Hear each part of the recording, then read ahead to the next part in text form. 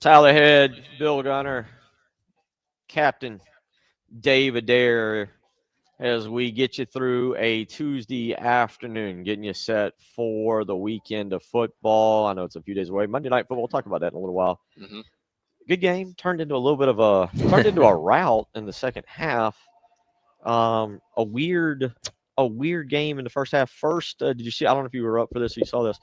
First Monday Night Football game to be 0-0 at half since 2000, and I believe 9 was the year. Yeah, sounds about right. Did you know can you name the teams of that infamous 2009 0-0 halftime game on Monday Night Football? I could not. Okay. It was the lovely addition of the Browns and Ravens. Oh, you know what? That sounds like a good 0-0 game. Who is that? Is that Mike Tariq that calls Monday Night? Is that right? That would have been Tirico and Gruden back then. Well, is it Tirico who calls it now, right? No, it's Joe Buck and Troy Aikman. Okay. Tirico's Sunday Night That's Football right. now. Yeah, because last night it was Joe Buck, and it was like, who could not forget that famous 2009 game? Also, first time in 2 years last night that an NFL game has gone to halftime at 0-0. Yeah, neither quarterback had over 100 yards through the air until the fourth quarter. It was kind of a slog of a game, turnovers, kind of sloppy football for a while. And then, Eagles were able to pull it out. Wasn't a pretty game, but win's a win. The Packers are an interesting team because they've got some really good wins. They got some really bad losses. Last night's loss wasn't bad by any means, but they're a tough team to figure out. We'll talk more about that coming up probably in hour number 3. Get into some NFL stuff that's taking place. 803-404-6100 if you want to weigh in again out here at the LC Lucas Veterans Day Golf Tournament for Mr. LC Lucas. Thank you to Charwood for having us out. So as we were going to break, we're talking about the college football playoff. Yep. And I asked Tyler. He says if Texas wins out, regardless, I kind of was making a smart rear end joke about Texas A&M. But if Texas wins out and we're to beat Georgia in Athens, where's that Texas A&M game at this year? Do you know? It's in Austin. It's in Austin. It'll be Black Friday. All right. He would put them in over an 11-1 BYU team. An 11-1 BYU team is going to have a rematch with Texas Tech. We assume Texas Tech in the Big 12 championship game. Yes. Last year, Tyler, the College Football Playoff Committee set a precedent, or maybe set a precedent, of putting SMU in. They did. A lot of us didn't believe SMU should be in. BYU, I think, might have a better resume. Mm-hmm. Yes? Are you going with yes real quick? Here's the thing. So if we're going with the scenario of Texas being 10-2, that would include 2 top 10 wins in the final 3 weeks of the regular season. I do think the what have you done for me lately matters a lot. And I think it's really kind of hard to deny a team. If we were truly splitting hairs between those two teams being in, I think Texas would get in over BYU. Now, that would also put Texas in the SEC championship game because they would only have one conference loss and they'd be directly playing Alabama, I guess, in the conference championship. That's a whole nother point. I think BYU's best path to getting in, and quite frankly, it benefits the Big 12 the most if BYU beats Texas Tech in a rematch in the Big 12 championship game, because then you have an even split. One team's won one matchup, one team's won the other.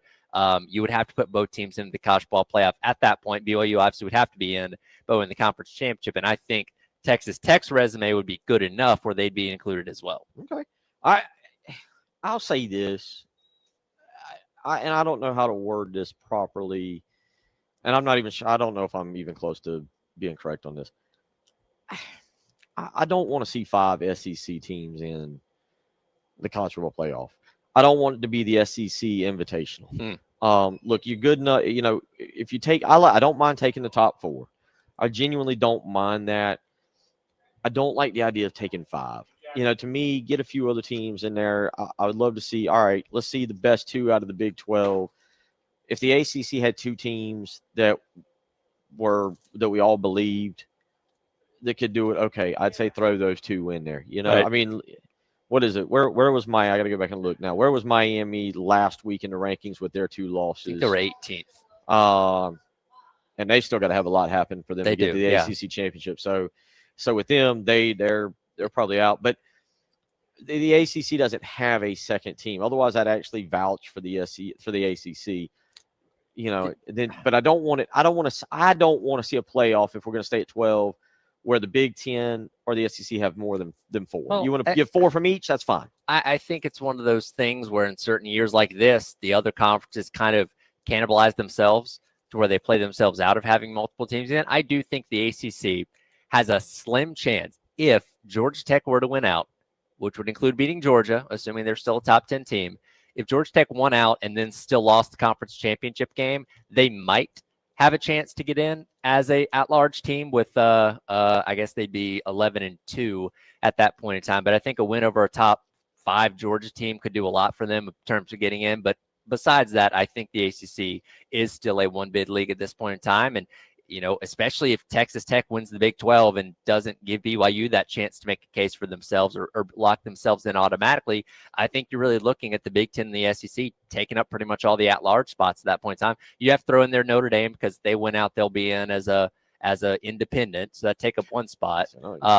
But yeah, I mean, because right now there's a pathway that A&M, Bama, Georgia, and Ole Miss could all win out, because none of those teams play each other outside of Alabama and A&M playing for the conference championship, but they'd still be in both that point in time. And then we'll see between Texas, Oklahoma, Vanderbilt, how those teams finish out their regular season, who can make a case for being in as another at-large potentially, at the back end of it. You make a good point about when you said earlier, because it just dawned on me when you say this about the rankings don't matter as much.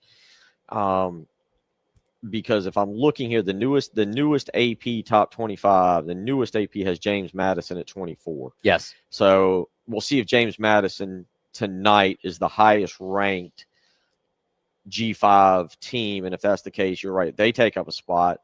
Notre Dame takes up a spot. And now you're looking at essentially the top 10.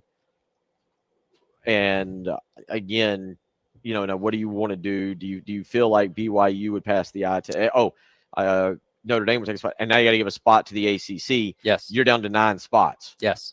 That's a great point you make. Now that redoes the whole configuration. So whatever the rankings are after essentially 8 or 9, all of a sudden it doesn't matter. If you're number 10 tonight, you're on the outside looking in essentially. Unless Notre Dame is in that top 8. Yeah, I think for going, is that right? Am I doing that right? Going forward, I think you have to assume the ACC is going to get somebody in that's not inside the top 12. G5 will as well. So you're really shooting for the top 10. If you can be ranked in the top 10, that will guarantee you a spot in the playoff as an at-large if you're not a conference champion. I think that's kind of where the line is going to be drawn over these last couple of weeks, unless just mass chaos unfolds.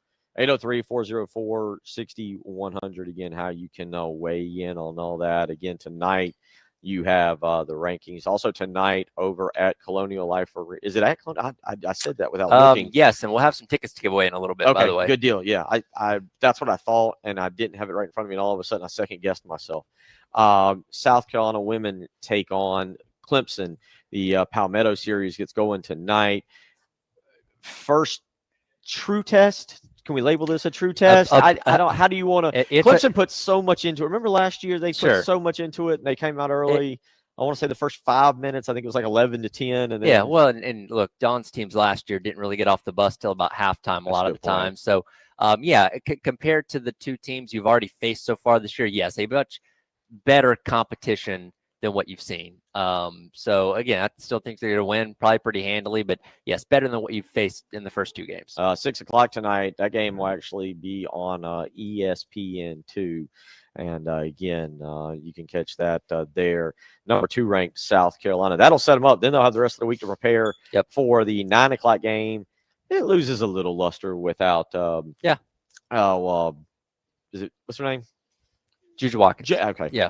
Thank you. I was actually pretty certain of that. It loses a little luster, but the Sprouts Farmers Market, the real SC matchup against Southern Cal on Saturday night, 9:00 on Fox against Southern Cal. Again, that's out there in Los Angeles. 803-404-6100. We'll come back, take a little bit more of a look around college football. Brian Kelly, hey, I do what Brian Kelly's doing. I want my money. Where's my money? Y'all know the Rihanna song. I'll let you look it up. Anyway, we'll talk Brian Kelly when we come back. You're listening to the Halftime Show.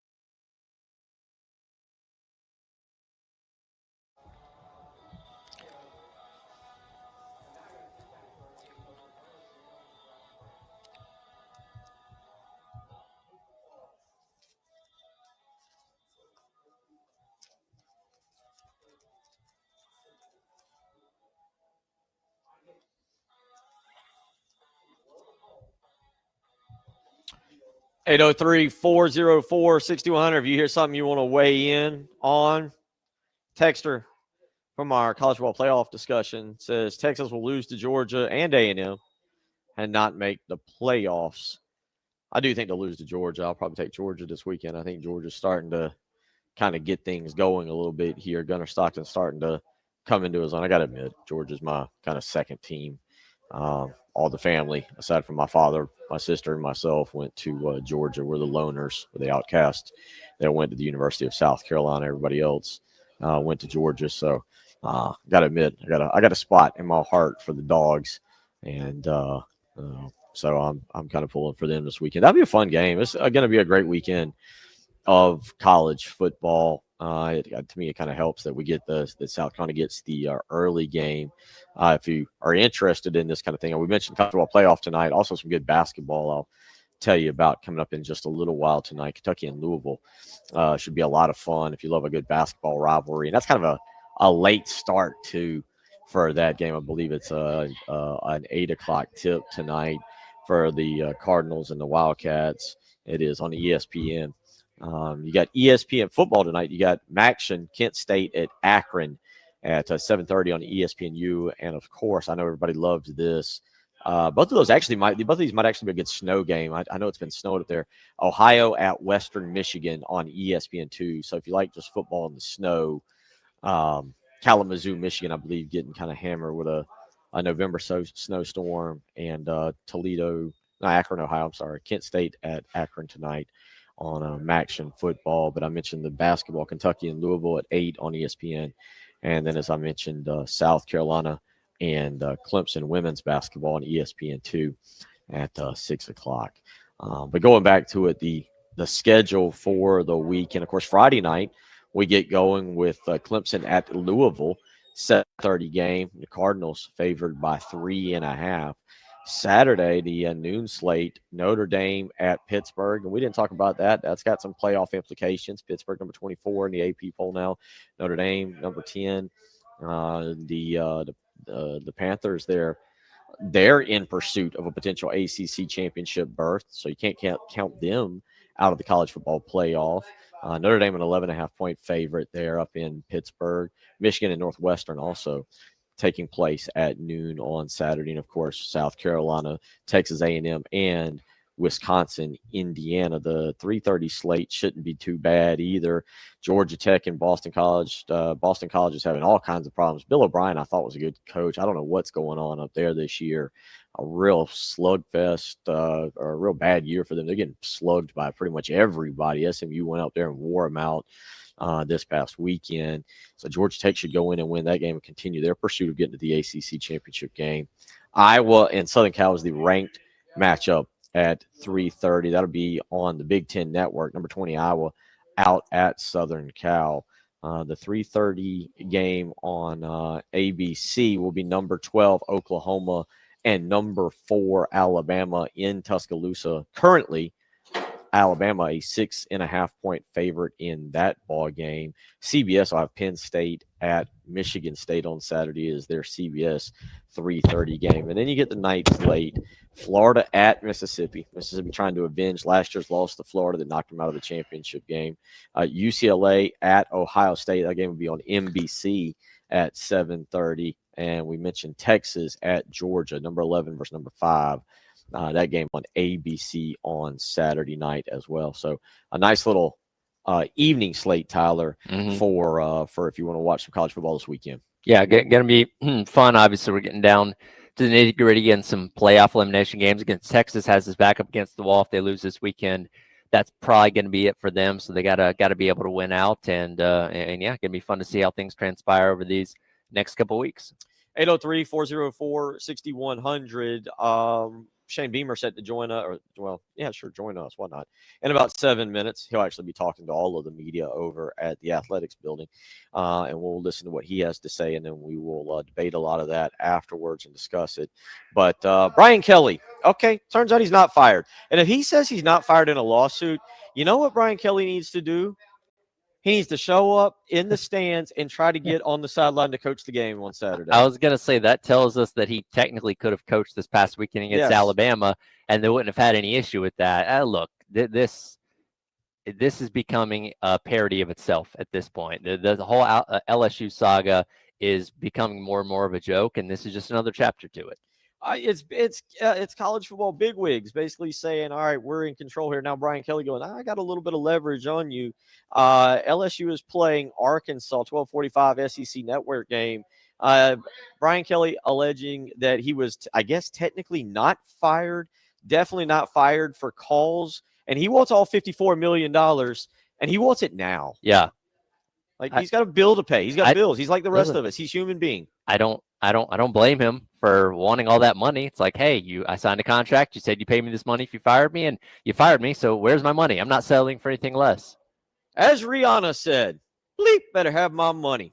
And he's looking dead at you, LSU, and he's saying, I want it now. That's right. Got an electric bill due, and I want to take my wife to dinner. It's like a lot of us out there. All right. Shane Beamer should be due up next. We'll hear what he's got to say. Any more on the offensive coordinator situation and more. You're listening to the Halftime Show.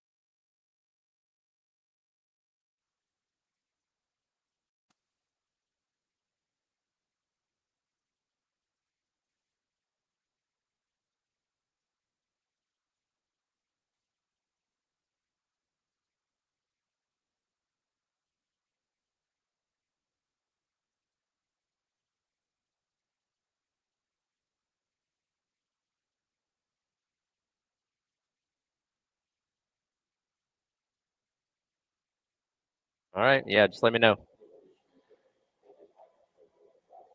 All right, welcome back in. Halftime show. Tyler had Bill Gunner hanging out with you here at Charwood, West Columbia Veterans Day golf outing. Getting set for Coach Beamer taking the podium here in just a moment as we'll get his thoughts of Texas A&M coming up this weekend, as well as everything going on with the offensive coordinator position. Of course, Mike Furry taking as the play caller for these final three games, as well as the search for a new offensive coordinator. It's going to be going on in the off season as well. So, Dave, just give me a heads up whenever Beamer does jump to the podium. All right, I think we're ready to go. Here is Coach Beamer.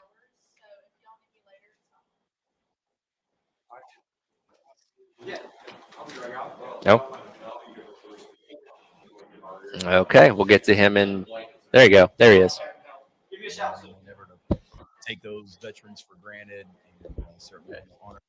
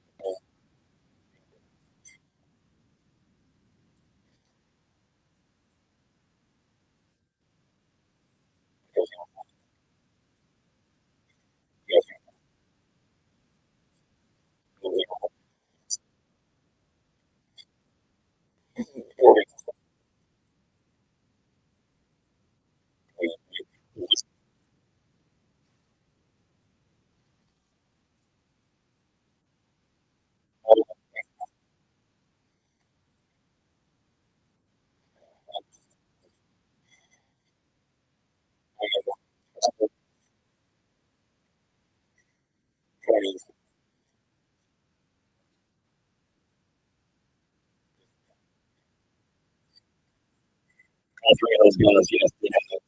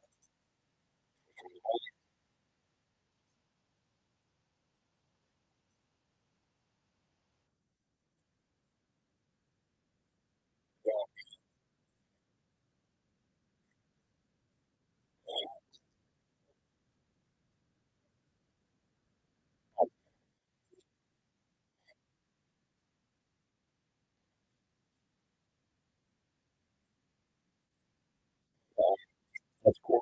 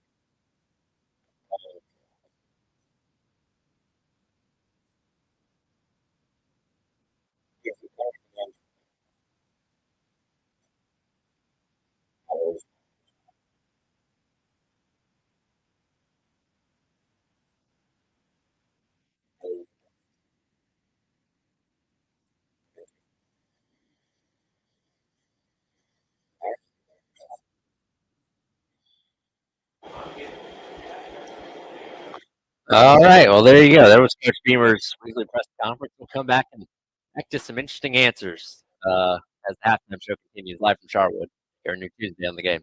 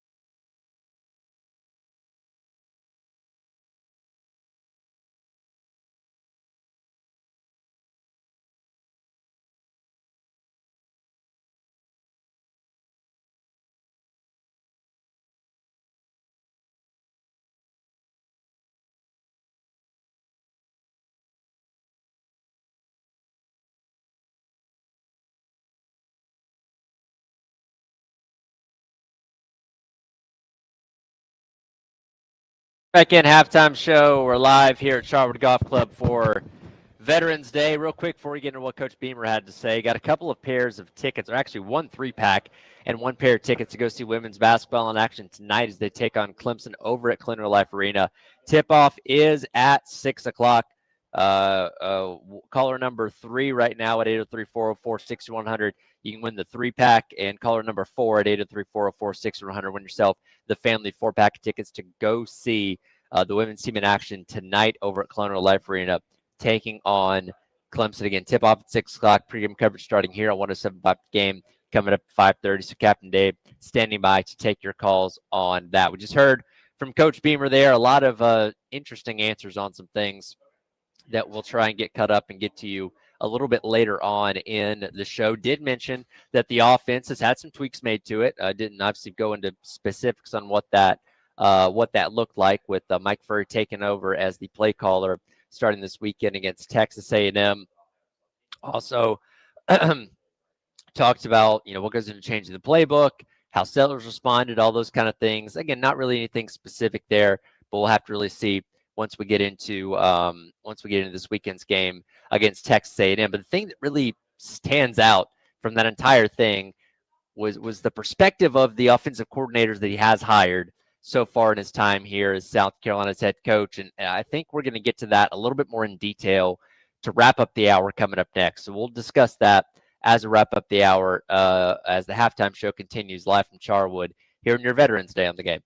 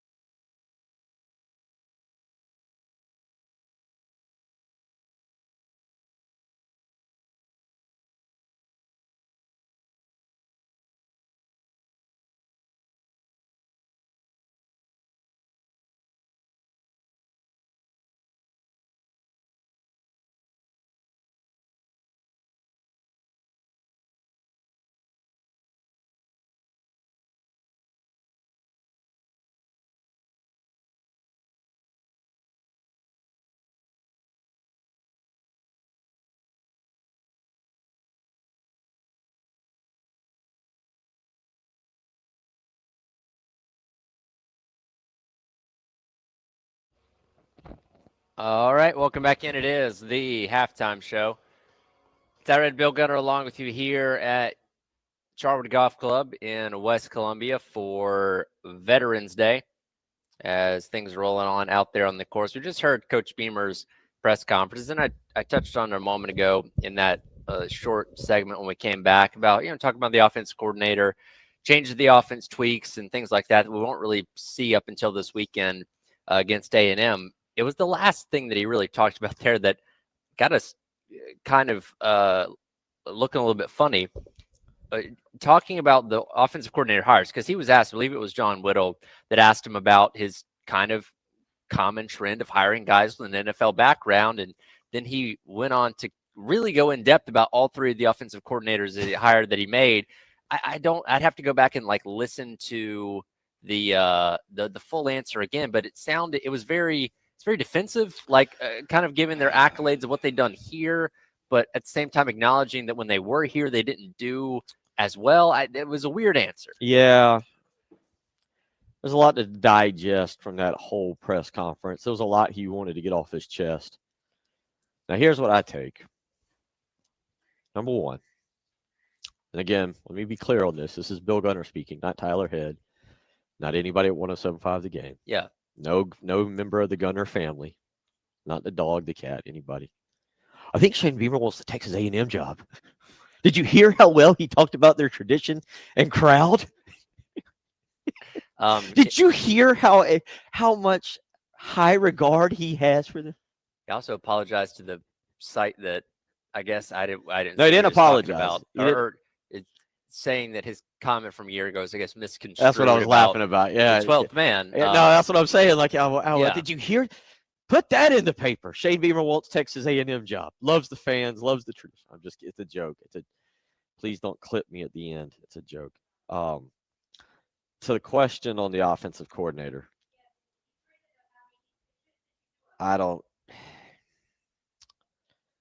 look, they haven't been good. No, you can't. I don't care what their background is. No, it doesn't. I don't care. I said this with you. Was it last week? Hire Mickey Mouse as your new offensive coordinator. Go hire. Yeah, I don't care. Nobody cares. Everybody just wants to see on game day a competent offense. Sure. And that's up to him. Shane Beamer is a very smart coach. He knows what he wants. Listen, I've seen people, you bring in some of these coaches from D3. You've seen other schools do it. I'm trying to think of who was it that Oklahoma State that Mike Gundy hired several years ago, and it came from a D3 school, and it was working out really, really well. I can't remember who that was because it was years ago. It was when Oklahoma State was kind of rolling along and winning 10 games. Yeah. And going to the Fiesta Bowl, and I can't remember who he brought in. We'll have to look that back up. There might be a D3 coach who's got some kind of offensive system that, is more creative and understands, and we just don't know his name. It doesn't. So to go back through their backgrounds, that's great. But Tyler, kind of like you and I are talking about, it's what did you do here that matters the most. And right now, the damning stat from Mike Shula, I don't care what he did at Bama or where he called plays. You have it under Mike Shula. Now he's gone, so it's irrelevant now. It's in the past. You couldn't get over 300. You did it one time. You did it one time in the bowl game.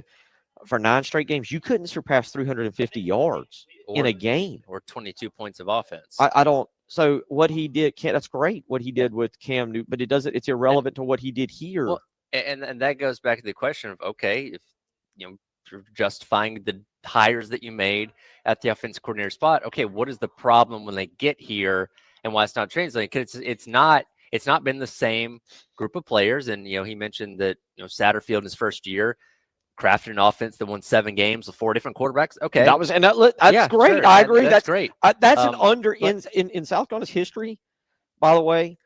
And it's not like a great stat, but that's an underrated fact. I don't know how many other teams in there can say, well, we started 4 games and won 7, or we started 4 quarterbacks and won 7 games. That is an impressive feat. I give them that. And that was in year number 1 where there was a lot of rotating at quarterback and you had to start Zeb Nolan in some games and stuff like that.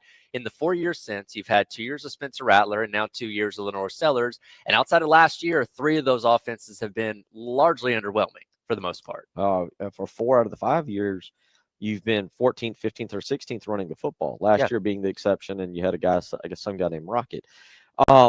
I do think it's interesting. Tim in Charlotte weighs in and says, "I was not happy to lose Dow. I think if we still had him at OC, this is a vastly different year." So to me, that was a good hire. I do agree with that. Yeah, I think Dow Loggins out of the group, it was the best. I think Dow Loggins was growing and understanding. I mean, I've heard people saying calling football. Now, Mike Shula was at Alabama, so he understands. And Dow got a year. Was it 2 or 1 year at Arkansas?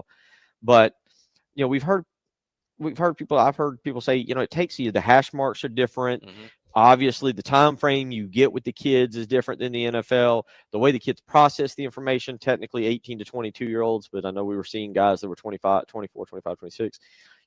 Everything's different in college than it is the NFL. And you wonder if Dow Loggins was growing into the system, growing into the college game. I have not watched a lot of App State this year. I couldn't really speak to his offense and tell you now, it's different. He would have had Lenore Sellers and maybe some other weapons, but I'll buy Dow Loggins. I'll kind of jump on. I will say again, it's 14-10 and Carolina is losing to Clemson, and I'm like, that doggone Dow Loggins is sure not called a good game, and they're gonna, I was saying that, and then it's funny how one really great run changes your opinion, but I'm okay with that. But there was a lot of defending of that at the same time you're like, well, that's great, but the numbers and the statistics, it's what you do here. Yeah. And again, what is the reason why when these guys get here, no matter what the resume is, that more often than not, it is not been great. And how are we going to look at whoever they hire? Say, okay, this guy's done this, and that. Okay, but can he kind of get over this hump of the problem the other coordinators have now, had? I will tell you the backbone of his answer and what he finished with, I agree with 100%.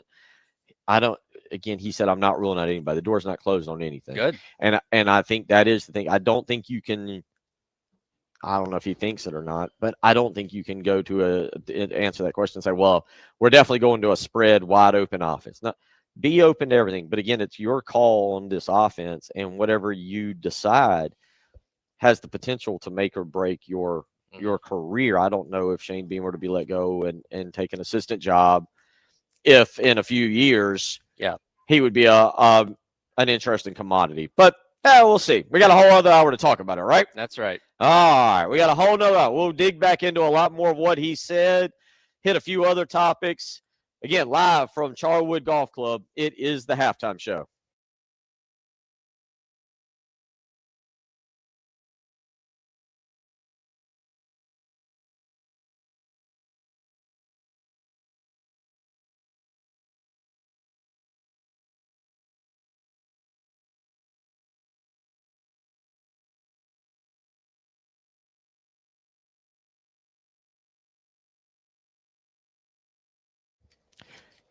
Hey, it's Bill Gunner for Old Timey Meat Market. Oh, my goodness. Man, it is cold today, but you know what? This weekend it's going to be great. And you've heard us talk about that football schedule already. I am so ready to get to Old Timey Meat Market this weekend, pick up a great steak or some hamburgers, maybe a delicious piece of chicken, and hit the grill. And I encourage you to do the same. They got 3 incredible locations: South Congaree, St. Andrews Road, Irmo, or the Lexington store. Pretty much guaranteed to find me there. Stop by today. And what makes Old Timey Meat Market stand out, that's why I go there instead of anywhere else for my delicious cuts of meat, is the way they treat you, the way they get to know you personally, so that when you walk in, they know exactly what you want, and if they've got something new, they can make a suggestion to you.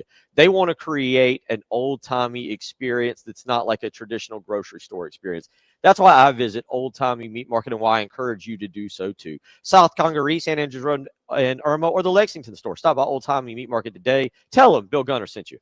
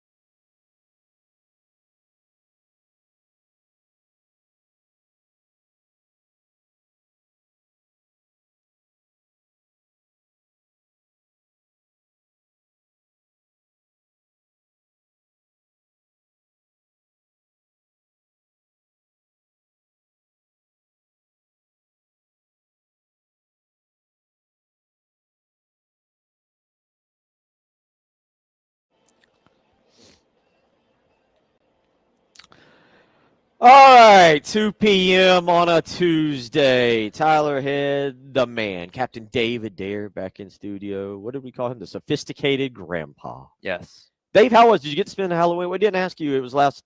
Well, I guess it was 2 weeks ago. Apologize for that. How was your Halloween with the grandkids? Oh, it was fantastic, and I gave out candy in their neighborhood.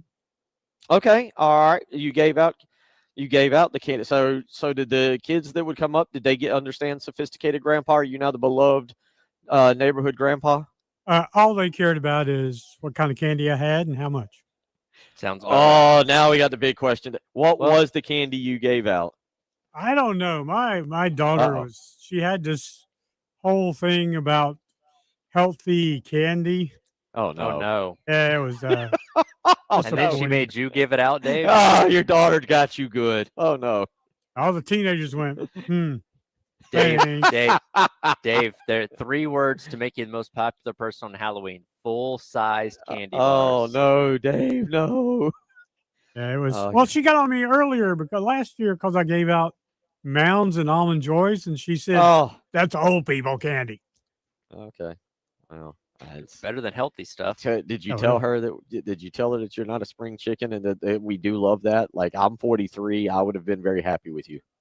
Yeah. I mean, that's what you know. I that's would what have grew been. up Hey, on. I'd have been like, "That's a great house. I'm all for it. Let's see if we can circle back in a different costume, Mom. Let's go again." Yeah. Okay. Well, good. And it was a good time. Good time with the grandkids. Oh Get some yeah, good it's pictures? great. I've got pictures and Excellent. videos of if you want. Good. Yeah. Well, we're out of studio, but all right, buddy. What? That's good. Yeah, the sophisticated grandpa. We'll stick with that. Who has bad Uh, candy he gives out. Yeah. The disliked grandpa in the neighborhood, however, thankfully, hopefully it wasn't like your house, and if it gets toilet papered, It wasn't. they It will was deal in with the Chapin.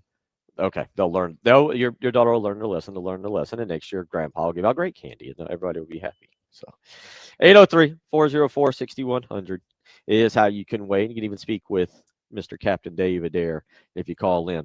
A lot going on. We're out here at Charwood. Why are we out here at Charwood? It's a great event. The LC Lucas Memorial Charity Golf Tournament's here on Veterans Day. So they've done it. I think we've been a part of it now for upwards of, I think, 7 or 8 years, Tyler. We've come out here.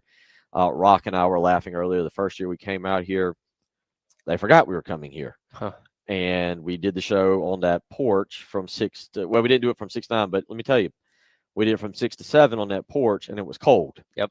And we've got pictures of it, and it was not an enjoyable experience. And Rock still laughs about it every year because he wasn't here. He was snuggled up nice and warm in his bed at his house, whereas we were out here, and it was not very enjoyable. But every year since, he's remembered to let us in, and we're very appreciative. Yes, especially on a day like today. Yes, but this is a great event. It's in honor of Mr. L.C. Lucas, a World War II Navy veteran.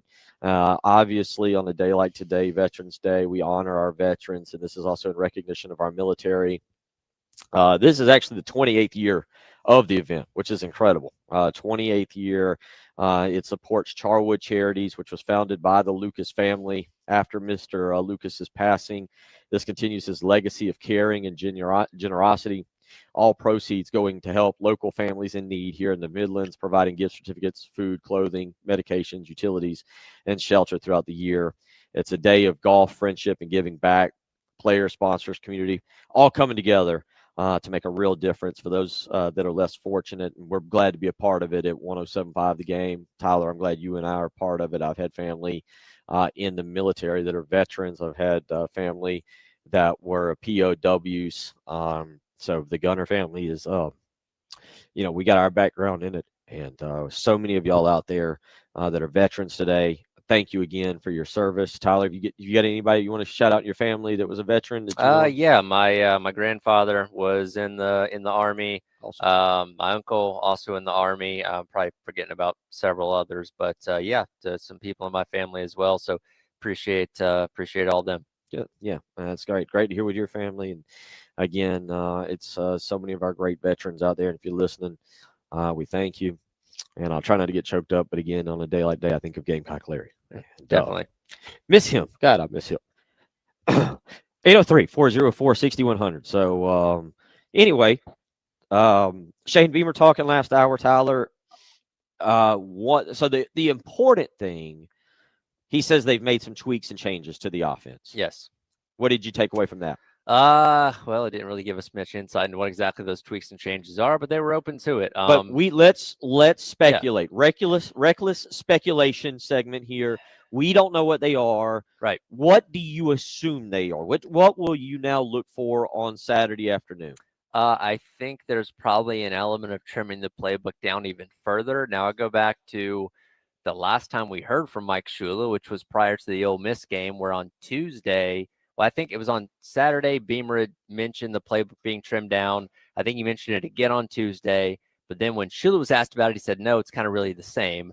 I'll lean towards Beamer on this one. So I would imagine maybe even simplified even further, to where if they'd cut, I don't know, 20 plays out of the original playbook when we talked about it a couple weeks ago, maybe they've cut another 10 to 15 down to really kind of the basic of basic things, to not have as much on Mike Shula's plate. So maybe it won't be as many things to flip through and factor through when it comes to making calls on Saturday. That's kind of what I take away in terms of tweaks that could be made within a short time span. Okay, so I actually see it differently. I don't know if they've shortened the playbook. I don't know if that's necessarily what's happened. What I wonder, and I'll say this, and this is what I'm hoping for. All right, I don't know if this is necessarily what I'm going to expect. This is what I'm hoping for. I'm hoping to see a more spread out offense, Tyler. I'm hoping to see, when they say tweaks, I'm hoping that they took the vast majority, 80% of those bunch plays, and they found the nearest garbage can, and that portion of the playbook, and again, leave 20% in to have a little variety. Sure. But that 80% is somewhere deep in a garbage can, and it was taken out with the trash last week, and it's somewhere in some dump. Lord knows, as a fan, I'm sick of it. I'm sick of seeing that. And you and I discussed this. I don't think it helps an offensive line that you're trying to rebuild.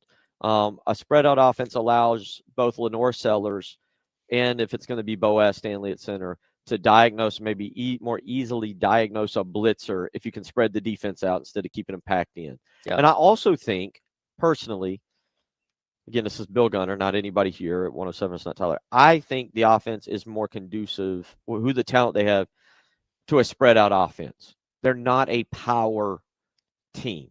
They don't have the boys to line up and go, we're going to take our best 6 or 7 blockers, and we're going to block you. That's just not how this team is built. And so I think you're more of a finesse team. That's who you are.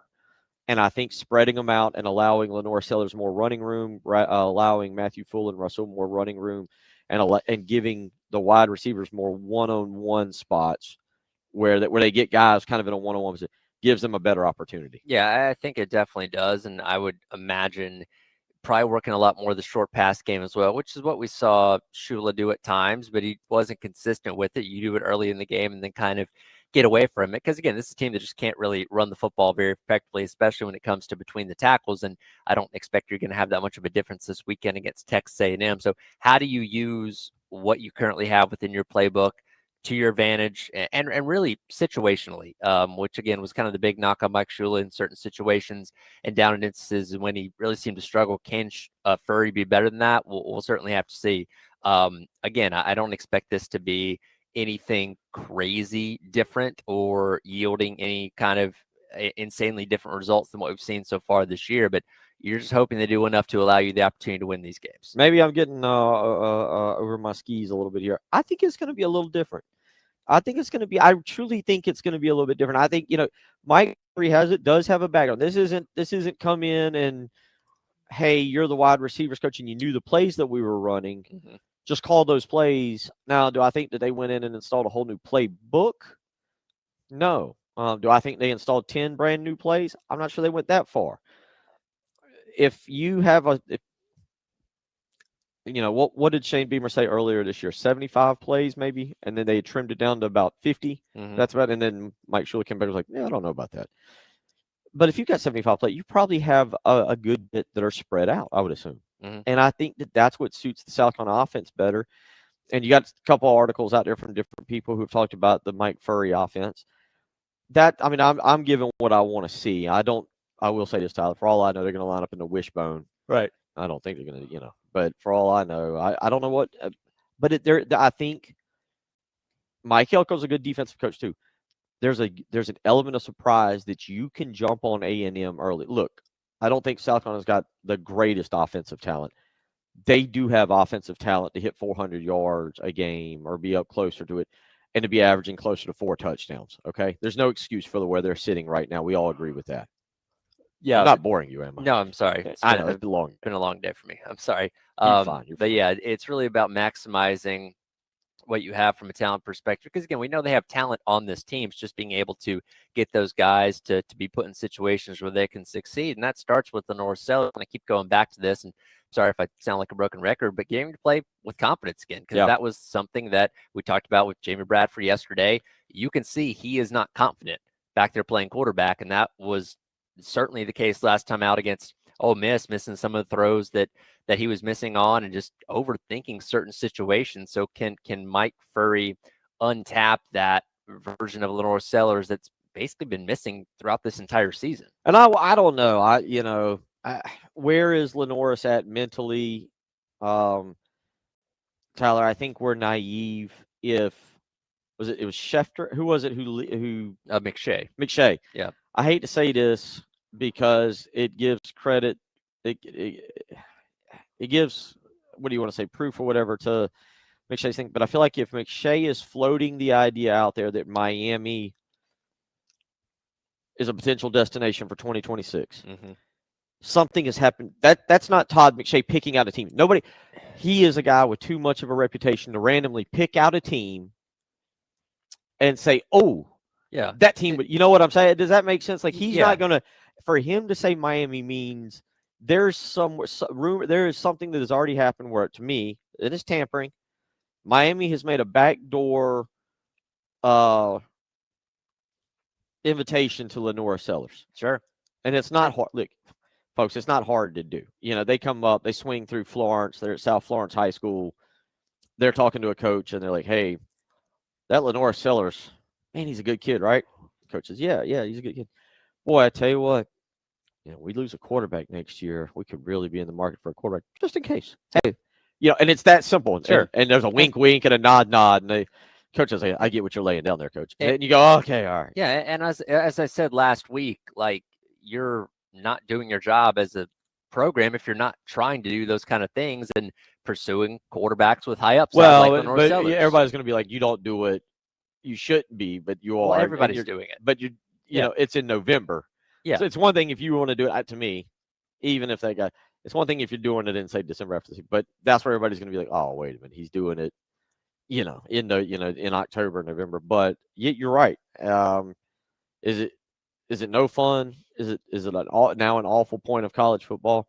No. And let's be honest also. Let's be honest about this. That's where I said where Lenoris is at mentally. Let's not be stupid and think that, let's just say, again, hypothetically, Miami did that with a South Florence coach or something. The South Florence coach just happens to bump into Norris Sellers at the grocery store and think, hey, Miami kind of said this. Just FYI. That's all I'm saying. And everybody knows about it. And now all of a sudden you get Todd McShay reporting on it. So where is Lenoris at mentally? Is he savable this year also? And that's kind of what you're bringing up. Yeah. 803-404-6100 is how you can weigh in.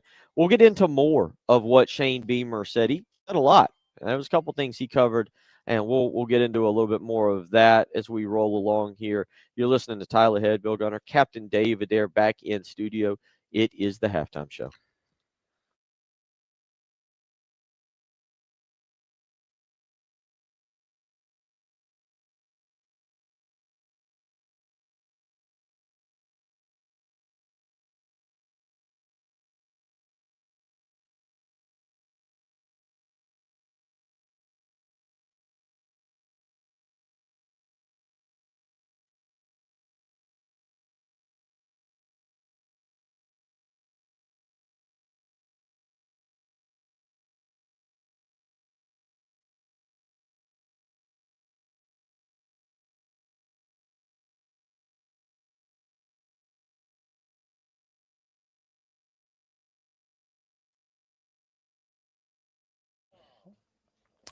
Ty right here for our friends over at Pro Swing Columbia. 2 locations, one out at Forest Drive and one out in Chapin. I've told you about it before, but those golf zone simulators are truly remarkable, and they allow you to play at courses quite literally all over the world. And it's not just about playing on the simulator. You can also improve your golf game overall with a free 30-minute swing evaluation where you get a blueprint of your swing and some pointers to work on to make you a better overall golfer. They use the OnForm coaching app, which gives you the before and after video of your swing and those drills to work on to help with aspects of your golf game. They're also a tailor-made dealer and have club fittings as well. If you want more information, you can give Pro Swing a call at 803-592-3916 or book online at proswingcolumbia.com.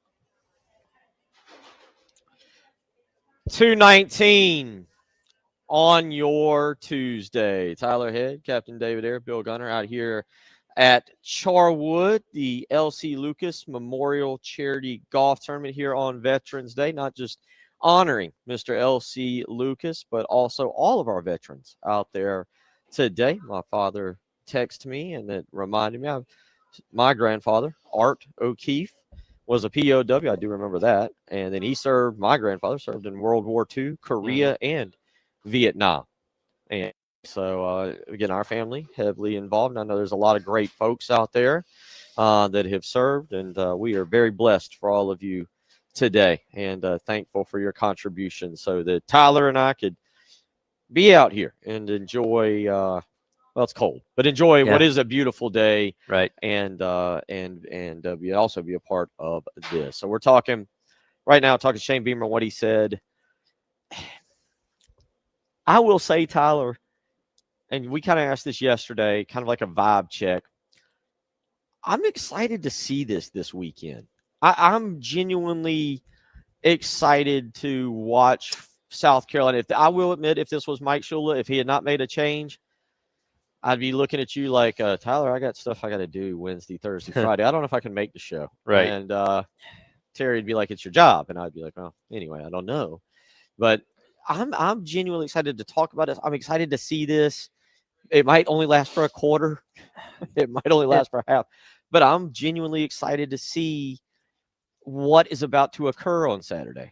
There is a search for optimism when you've struggled as much as this team's had this year, and you're 3-6 and trying to scratch and claw your way to getting to some kind of bowl game. And, you know, we joke so much about not wanting to go back to Birmingham or the Liberty Bowl or whatever. And you take that at that point, because that would be a 13th game that you're not, you know, guaranteed to have right now. So yeah, making a change at offensive coordinator does give you at least a little bit of the blank slate of optimism of, hey, this can take a step forward. And I can't remember who asked him the question in the press conference, but you look at a team like Auburn, who, fired Hugh Freeze. And while he was not the play caller, he was obviously heavily influenced on how the offense ran.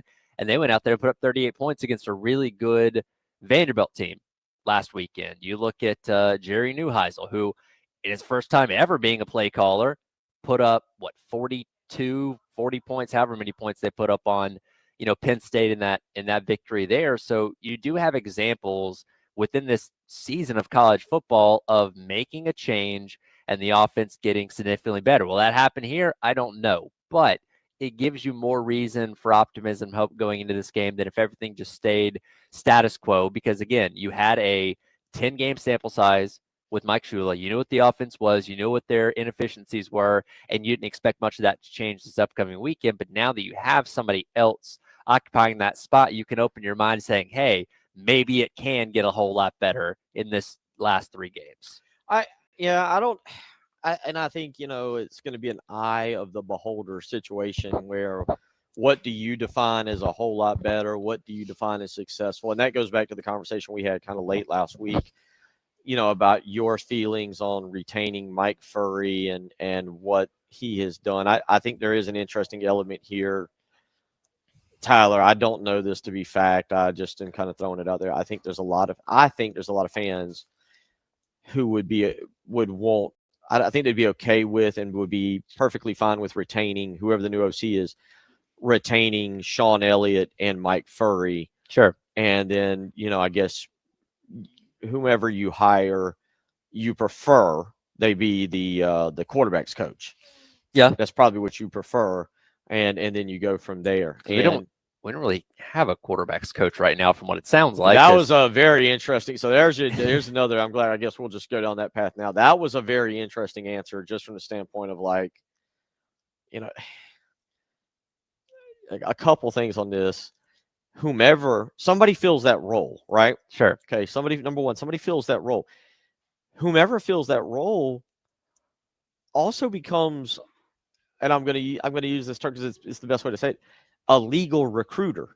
Now, you've got guys, I don't know if that definition means quite as much as it used to, because you've got a lot of analysts that can do recruiting for you and help out. Sure. But I say that because that person can do a little bit more than just send letters and make phone calls now. Yeah. And so, if it's Davis Cotter, for him, it's a great opportunity to maybe show, hey, I can I don't know. I don't. He know. I'm not picking on him. He knows he does. I don't think he. I think he knows he doesn't have a chance to be retained on the staff in some court. I think, but again, Yeah. maybe Well- maybe if you go with Mike Furry as the OC, I go back to because this question was kind of asked before the season started because Shula was your analyst slash quarterback coach. He sat with Sellers on the bench after every single drive last year and was his point of communication on the sideline. And Davis Cutter was the one that basically occupied that role this year, though it wasn't with the official term of Right. quarterback coach. So I don't know why was Shula being fired if his role changes at all.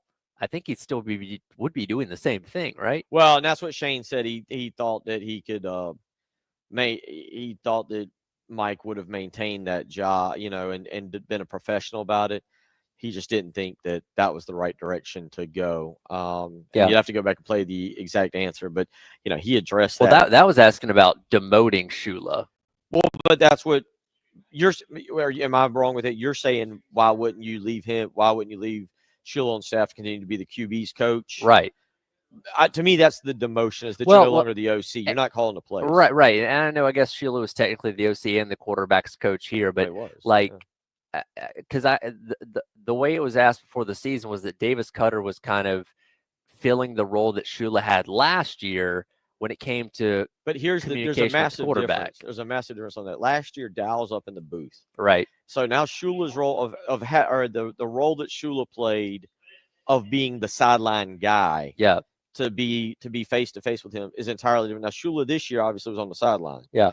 So, and remember when we talked with Lenoris about this, and it was so odd because Jay and I, the day of the Beamer press conference, talked with Mike Shula. It was so odd that this stayed kind of almost hit that they didn't want to reveal this information about where Shula was going to be. Right. Right. Like, I don't know if Lenoris genuinely didn't know. The answer he gave us was that Shula said they'll find out. He'll find out on the 31st. It was kind of like, what? Do you not like? Yeah, Did he not know where he did was it- going to actually be, or was he playing a joke, or were they hiding information from us? Which I don't know why you're hiding that particular information, right? Yeah. Like, Yeah. It doesn't give you an advantage, right? Right. On your opponent by telling us where the OC was going to be, but it is a good point because he was on the sideline, so a better opportunity of communication. Davis Cutter did play a role as an analyst assistant, whatever you want to call it, within the offense. So I guess if he is taking that role, He might. We're not sure he wasn't in the booth. I don't know. Like we weren't sure about it. So I say that because you're right. Shula's role was different last year, and this appeared to be the big part of why Shula got the job was because he was down there. He had that relationship in game with Lenoris, because the way I understood it, and I could very well could be wrong, was that while Dow and Lenoris talked to each other last year, Shula was also more of the guy that was like, all right, what are you seeing?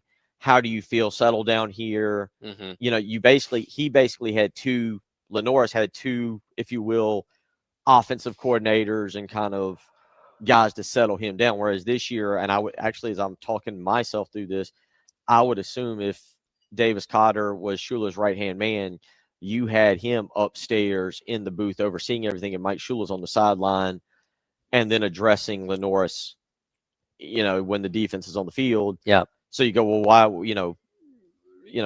no, now Davis is in a different role, I assume, probably being on the field. Now, I don't know what Mike Furry, that was also interesting to me that if it is true, and there's no reason to think it's not, and this is another reason you might be able to draw a very good offensive coordinator.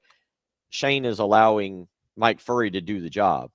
That was about as clear as we got. I know we got to get to a break here. Sure. Let me come back. Let's hit this Okay. again because this is another part I do want to get to out of this press conference. All right. About the role that he's putting Mike Furry in and what he's allowing him to do, and why that I think is also a great idea.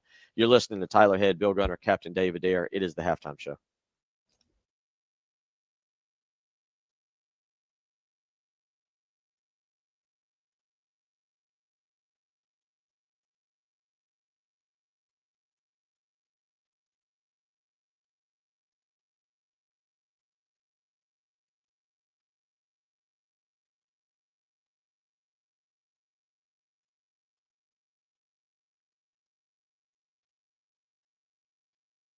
for Mid-State Roofing, where for nearly 30 years, actually over 30 years, they have been the leader in the roofing and waterproofing industry. And I always tell you the reason for being the leader for 30 years is great customer service. You got to have people who believe in what you're doing, and when they need something fixed or they need a roof, they come to you. Whether it's your home or your business, Mid-State Roofing is there for you. And one of the great things that they do is be there for you 24 hours a day, 7 days a week. Because again, I don't know if you know this, leaks can't tell time. They can occur pretty much at any point. So if it happens at 1 a.m. in the morning, again, whether it's your home or your business, you can call Mid-State Roofing and speak with an on-call technician. Again, here in Columbia, Greenville, Charleston, Aiken, Florence, you get the point. They're all over the state, and they're ready to help keep your operation dry and running long into the future. Call Mid-State Roofing today, 803-356-1919. Tell them Bill Gunner sent you.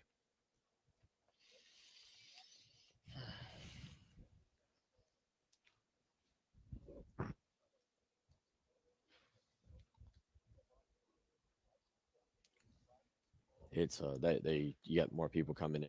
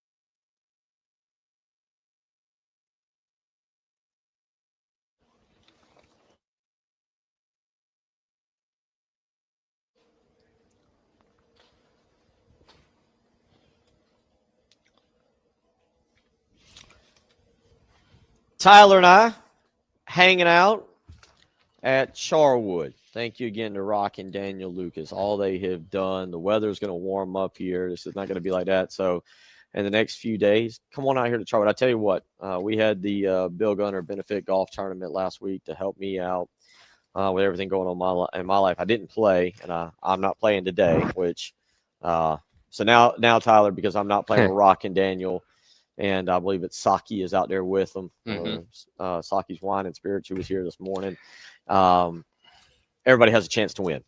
Good news. First place is back to being wide open out here. So good news for that. But thank you again to Rock and Daniel Lucas. You need to get out here. The greens are phenomenal.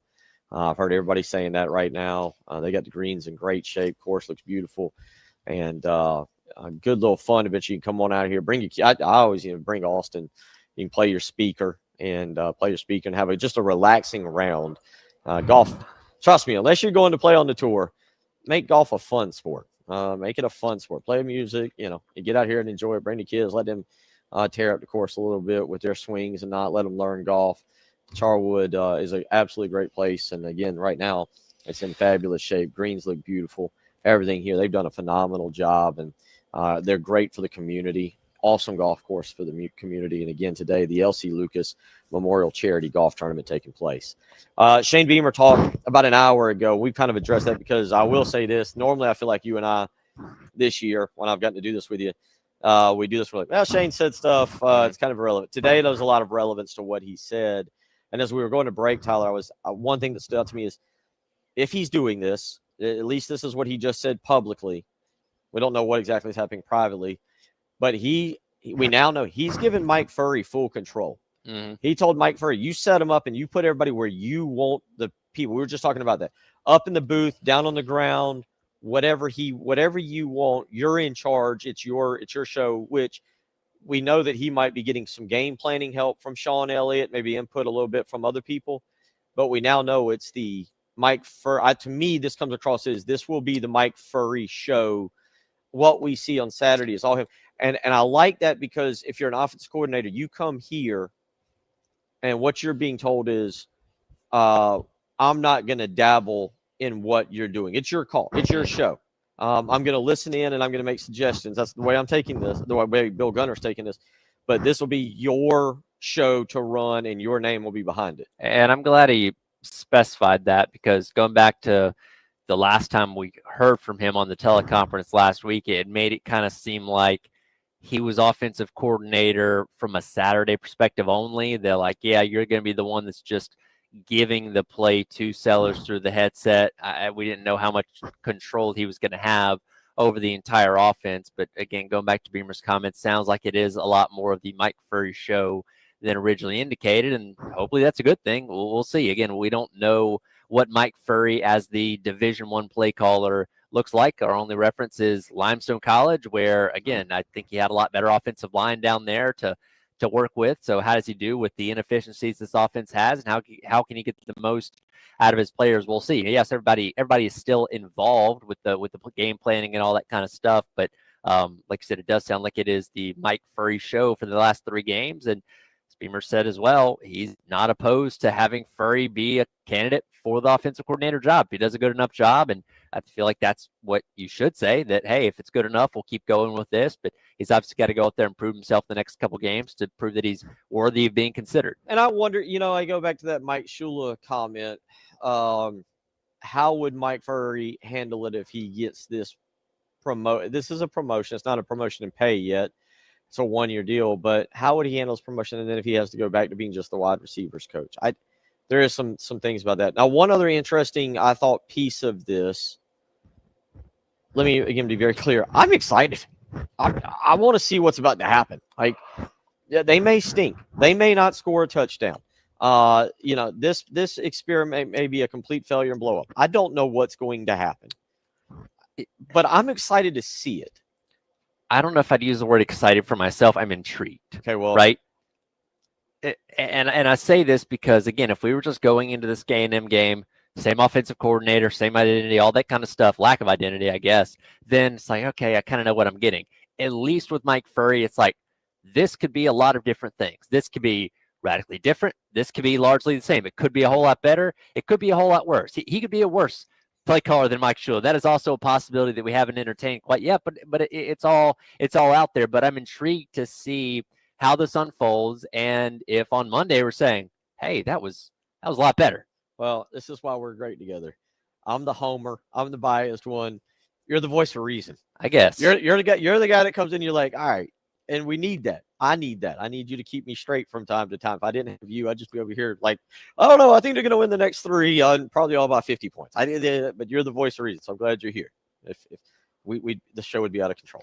But you and Captain Dave.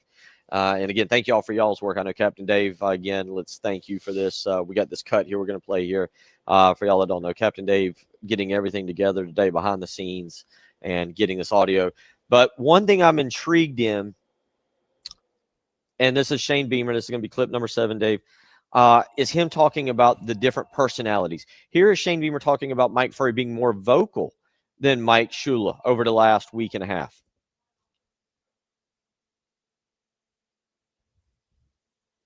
I believe that players in so many ways take on the personality of their coach, and Mike Shula's personality is different than Mike Furry's, and doesn't mean that one's right or wrong. Mike Shula's won a lot of football games and has called plays in the Super Bowl and has been an SEC head coach that won double-digit games with that personality. So it doesn't make it wrong. Mike's personality is different, and it is a different voice, and there's a different energy, vibe, whatever you want to call it, in those offensive meetings and on the offensive field. We did a period in practice last week against the defense, the first offense versus the first defense, where we said it was 3rd down, and I told Mike, hey, you got 2 downs to get there. He said, do I have 2 downs?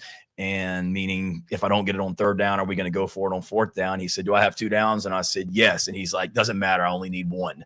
And then when he got out there and he got the first down on 3rd down, that's just his mentality. And you hope Lenoris and the quarterbacks and the rest of the offense kind of feed off that, confidence and energy. But what gives you confidence in a game is going out there and performing well. So that's what's going to matter is coaching well and playing well on Saturday against a really good defense and a really good team in a really challenging environment that we'll be going into.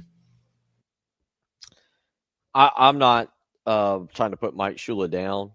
We don't know, Tyler, how he actually was in meeting rooms or how he was on the sideline. Or I mean, you can watch, but I don't know his actual demeanor. I will say this, Tyler, and this is because we interviewed both, and I can see there's things you see, and some of them are Twitter interactions. I don't think you could go in a more 180 direction in terms of personality. I will also say this, and this is, again, I'm not putting anybody down, but it is stating the fact. There's a significant difference in age, and not a significant difference. I shouldn't say that. There is a different energy level with Mike Furry. Interviewing him, Mike Shula was a laid back. All right, we're going to kind of do this. And I get that from when we interviewed him. And it was funny because we interviewed both he and Mike Furry, Jay and I did at the thing at the same time. And Mike Furry is I'm being funny. I was going to say Mike Furry is ripped up. He looks like, and I'm not picking on Mike Shula. I'm not trying to do that. All I'm saying is Mike Furry looks like a dude who works out a lot. Yeah. And wakes up like, we all know that annoying person who wakes up and like jumps out of bed and is me. I'm one of those people, and it's like 1,000 miles an hour instantly. And whereas Mike Shula looks like a guy who's just relaxed and chill and calm. And you're right. You need those. That's a different personality. Yeah. But Mike Furry looks like he never skips his pre-workout. Ever.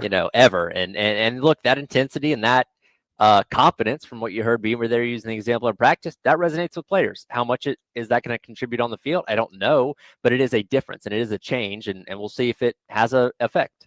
And what he said, Sean Elliott was different than Lonnie Teasley, and you wonder if that, and some of those guys said that. We'll come back and we will wrap up our show. You're listening to Tyler Head, Captain David Dare, Bill Gunner. It is the Halftime Show.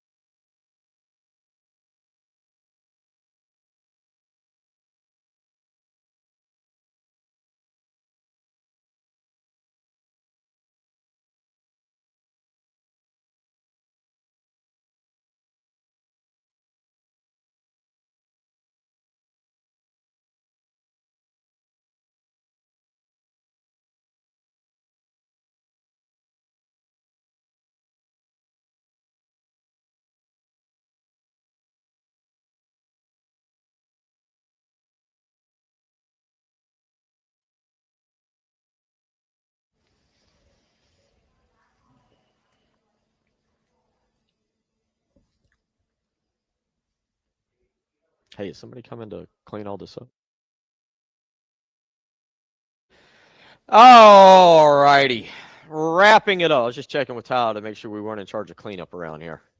No, somebody's coming. I don't Okay. know We're who. just gonna Somebody's leave all coming. the stuff here. Rachel set it up. I don't know if she's coming back to clean it up, but somebody should. All right, we're gonna get us some barbecue in a minute, and we're gonna get out of here. Again, thank you to Charwood Golf Club for hosting us out here all day. Miss playing with Rock, and I'm glad I didn't have to be here at 6 a.m. 12 p.m. was a lot more fun, and we've had a blast and getting to listen to Shane Beamer today. But thank you again.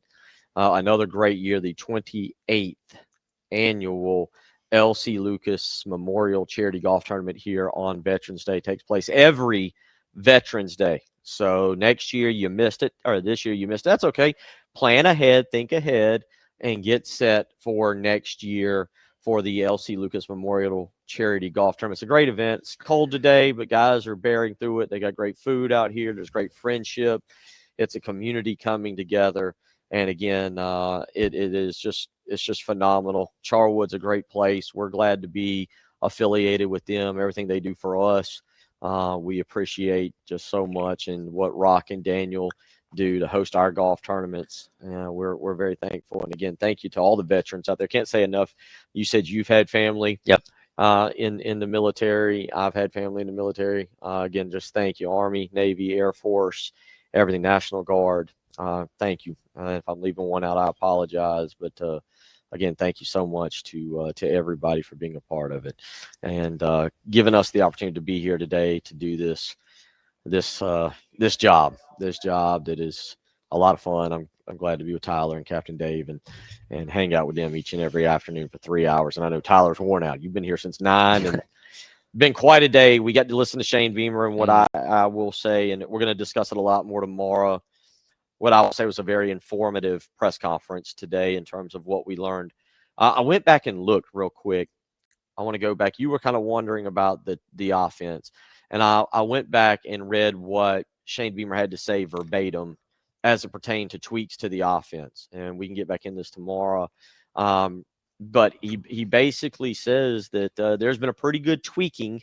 There has been some things taken out and some things added. Probably have about the same number of plays. Okay. He said you can't have radical changes, but there are some changes. So to me, you're going to see a bit of a different offense than what we saw. And I think, to me, that's formations. That is formations and maybe some different plays. Yeah, and I think when you go back and look at whatever those 20-some-odd plays they took out, prior to Mike Shula being let go, do you kind of look back at that and say, okay, well, with Furry, we'd like to put these in and take these out, like how you're shuffling things around? We're obviously not going to know until we see it on Saturday, but you're right. Maybe it is a formation thing, and maybe they'll line up a little bit differently and try and maximize their potential of what they're capable of on offense, and see if that's something that can net some results this weekend. 803-404-6100.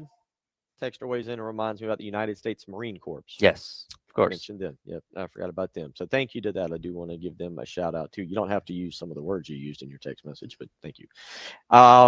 Tonight is a good night of sports. We mentioned it. Women's basketball, 6 o'clock on ESPN. If you want to get into that, ESPN2 tonight for the women's basketball game. Tyler, South Carolina, and Clemson. Palmetto State series. This is obviously a series South Carolina's dominated. Clemson is improving their program, but we're still expecting South Carolina to do South Carolina things to the opponent, right? This will be the best team they've faced so far through 3 games, but I fully expect Dawn Screw to be able to win this game, hopefully pretty comfortably once again. Basketball, college basketball tonight. If you want to do a little scouting. Now, by the way, South Carolina plays tomorrow night against Presbyterian. But if you want to do a little bit of scouting tonight, decent night of college basketball with one big game tonight. You do have Florida State. That game will be at 7 o'clock and be on the SEC network. The ACC network will have Radford at North Carolina. North Carolina actually hit with a big loss this week in practice. Seth Trimble breaks his arm in practice and will be out. That's a huge loss for them. Hopefully be back by the very end of the season. Wake Forest and Michigan number 6 in the country. That game will be on FS1 at 6:30. So you got something going there if you want to get into some basketball. But the big game tonight in college basketball, Tyler, will be an 8 o'clock tip. It's going to be a great game. Number 9, Kentucky at number 12, Louisville. Those two teams really, those fan bases really, really dislike each other. If you want to catch a little college basketball tonight and do a little scouting on Kentucky, you can do that. I believe that'll be following the college football playoff top 25 reveal at 7 on ESPN. Yeah, I was going to say that was going to be the next thing. But yeah, tonight, Kentucky and Louisville and that. And then as Tyler just mentioned, also tonight, South Carolina's not involved, but if you want to check it out, the college football playoff reveal. Look, I guess out of funsies or however you want to label it, I would go Indiana 1. Eye test. And Ohio State's good. They're 1 or 2. And then you're right. Sure. It's irrelevant, and it doesn't matter. And I will say it's about this time the committee, I feel like the committee doesn't realize we talk about it. But I feel like the committee always does something to feel like we got to do something stupid and crazy to make people like the radio people in Columbia talk about us. Let's do something wild and get them talking for a few days. I'm here for it if they want to do something crazy tonight. They might very well go ahead and push. I don't know. They won't. Ohio State will win. Thank you again to Charwood Golf Club for having us out. We really do appreciate it. Look forward to being back in the studio with Captain Dave tomorrow. Thank you to Rock and Daniel Lucas. Y'all have a great rest of the afternoon. Captain Dave, awesome job.